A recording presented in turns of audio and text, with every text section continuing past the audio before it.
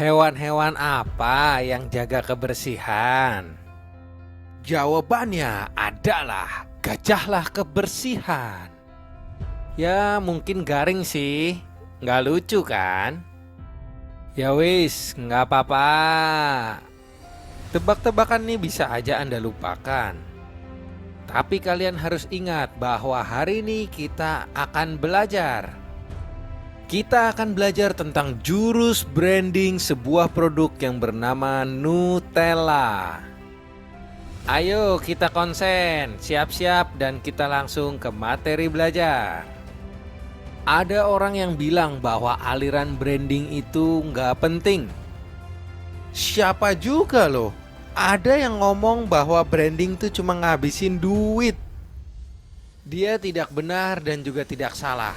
Saya juga setuju sama hal yang di atas. Tapi jika keliru strateginya alias nggak tepat sasaran. Nah, apa maksudnya yang tadi saya bilang? Jadi maksudnya gini, kalau keliru. Jadi ada suatu daerah, misalnya nggak ada listrik, tapi di sana kita kampanye dengan begitu besarnya mengingatkan suatu pesan bahwa mencuci itu ingat mesin cuci listrik merek A yang kita kampanyekan ini. Jamin sejamin-jaminnya bakalan ngedrop budgetnya sia-sia kalau marketnya seperti itu. Nah, kalau branding dengan strategi yang tepat atau dengan sejalan, saya yakin banget deh, penjualannya juga akan meningkat. Nah, kita akan bahas nih bagaimana strateginya. Siap? Jadi gini, tadi barusan saya kasih tahu bahwa inti dari branding dan kegiatan marketing intinya itu cuma satu aja. Sebetulnya menyisipkan pesan atau memberikan pesan ke dalam kepala kita. Nah, sedangkan kalau merek kita itu yang nongol di dalam branding atau kegiatan marketing itu kail untuk menarik pelanggan untuk mencari tahu dan akhirnya bakalan membeli. Saya pelajari ya, kebetulan angkanya 4, tidak hoki katanya. Sudah saya pelajari ternyata mentoknya di 4 poin ini. Faktor yang membuat kegiatan branding kita tepat adalah pembeli atau target pasarnya juga sudah tepat teman-teman. Produk atau jasanya memang dibutuhkan. Kita menyuarakan perbedaan. 3A, saya jadi pakai 3A karena gantinya 4. Hehehe. Yang keempat, dia itu memiliki nilai keunikan. Ini yang harus kita perhatikan. Aku baca di buku strategi bisnis para miliarder, katanya tuh setidaknya tuh butuh orang sampai beli 3 kali minimal baru percaya total loh sama perusahaan atau produk jasa barang tersebut. Soalnya kalau kita beli 1 sampai 3 kali pada pertama-tama kita beli, itu kita masih biasanya membandingkan produk itu sama ya barang-barang yang lain yang intinya keputusannya tuh sebetulnya belum bulat dapat secara branding. Nah, ini yang akan kita bahas pelajaran hari ini. Sebelumnya, siapa nih yang suka ngemilih Nutella? Yuk komen di bawah ya. Hehehe. Nah, jadi si Nutella ini hebat banget teman-teman. Jadi dia bisa merubah menjadi makanan wajib di benak kita pada hidangan tertentu ya. Bahkan sekarang makanan-makanan di hotel-hotel internasional menggunakan Nutella loh teman-teman. Nah, kerennya itu dia menggunakan strategi branding yang efektif. Maksudnya tuh tepat banget deh. Jadi secara budget atau secara human atau secara promotion, semuanya bisa dilakukan dengan baik. Yuk, kita bahas yuk. Tahu nggak kamu? Nutella itu terjual 1 botol setiap 2,5 detik. Gila banget. Sekedar informasi, jika teman-teman mempunyai Facebook, pasti punya lah ya. Nah, di situ kalian akan lihat bahwa Nutella ini mempunyai fans yang banyak banget. Bahkan ada loh banyak negara yang jumlah penduduknya tuh kalah sama fansnya Nutella yang ada di Facebook itu. Nah, sekedar informasi, dia juga ngalahin jumlahnya Oprah, J.K. Rowling, Michelle Obama, kalah jumlah fansnya. Nah, pemilik Nutella ini adalah berasal dari negara Italia yang bernama Michele Ferrero. Nah, dia pertama kali pernah nih dia coba masuk Amerika nih di tahun 1983. Nah, tapi dia juga nggak mulus teman-teman, dia terseok-seok. Jadi karena makanan di sana tuh belum familiar ya sama coklat hazelnut. Nah, tapi gara-gara strategi yang dia lakukan ini, saya rangkumkan menjadi 3, dia bisa melalui semuanya, teman-teman. Nah, tanpa panjang lebar lagi, ayo kita mulai ya belajarnya. Ini yang dia lakukan. Dia itu, teman-teman, dia tuh fokus sama pangsa pasar sarapan. Dengan mengelompokkan target pasar yang sudah dia tentukan sendiri, ini betul-betul menjadi sebuah strategi yang sangat efisien, dan ini menjadi kekuatan dasar di mana sudah mengetahui knowledge produk itu sendiri yang cocok untuk makanan-makanan waktu sarapan. Nah, tadi yang teman yang aku udah sharing yang 4 hal yang pertama itu yang cara membangun strategi yang tepat. Dia udah menggunakan yang nomor 1 ya teman-teman ya. Dia mencari target market yang tepat, yaitu orang-orang yang menyukai sarapan.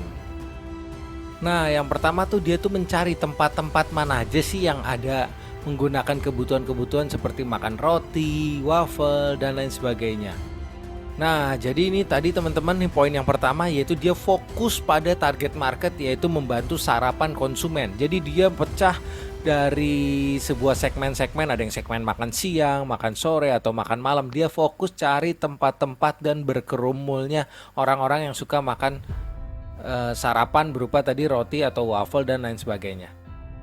Nah, yang kedua teman-teman, kalau kita mau mulai usaha, kita harus tahu dong bahwa keinginannya orang tuh sebetulnya di benak orang tuh pengennya apa sih, betul nggak? Nah, sekarang siapa nih yang nonton YouTube channel ini semuanya ingin sehat? Pasti banyak kan ya, bahkan semua orang dong, oke, betul kan? Nah, ini gilanya teman-teman, ini kita sih nggak boleh ikutin ya, tapi kita boleh ikutin strateginya aja. Ini gilanya teman-teman. Nah, dia itu mengklaim dirinya itu sehat, alias makan Nutella itu sehat.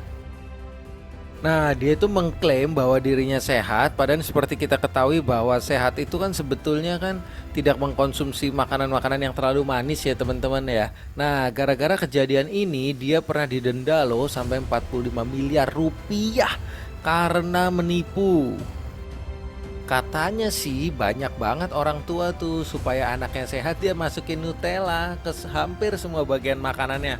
Misalnya pada makan pagi makannya pakai Nutella, lalu juga pernah juga bawa bekal sekolah pakai Nutella juga. Intinya dia masukin Nutella deh jadi bagian dari setiap makanan anak-anaknya.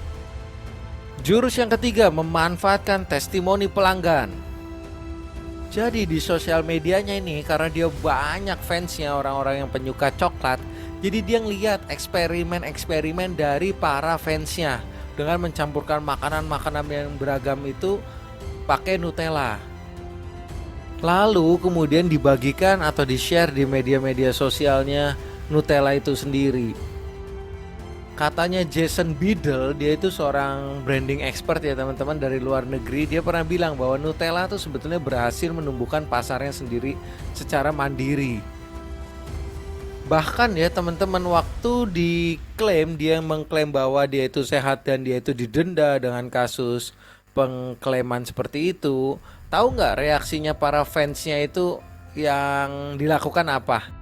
Gila, si fansnya malah ngomong loh, ya mungkin aja Nutella itu nggak sehat ya, tapi banyak banget makanan yang nggak sehat juga yang ada di luar sana, seperti donat, roti manis, coklat merek lain, atau juga junk food. Ya banyak lah. Ini yang bikin dia sulit untuk berpaling, begitu sih kata fansnya. Karena kesuksesan ini, jadi Nutella nih sekarang nih dipegang sama istrinya, yaitu Maria Franca Fisolo. Sekarang dia punya kekayaan 22,6 miliar US dollar pada bulan Februari 2017. Ada yang mau tahu nggak itu nilainya kalau dirupiahin seberapa? Jawabannya adalah setara dengan 330 triliun rupiah. Sekedar informasi ya, mungkin kalau kita pengen mimpi juga nggak apa-apa, atau hitung-hitung aja nggak apa-apa ya. 1 miliarnya itu, kalau kita 1 miliar itu didepositoin di Bank Victoria, 1 tahun tuh dapat 80 juta. Apalagi 330 triliun, bisa bayangin nggak tuh?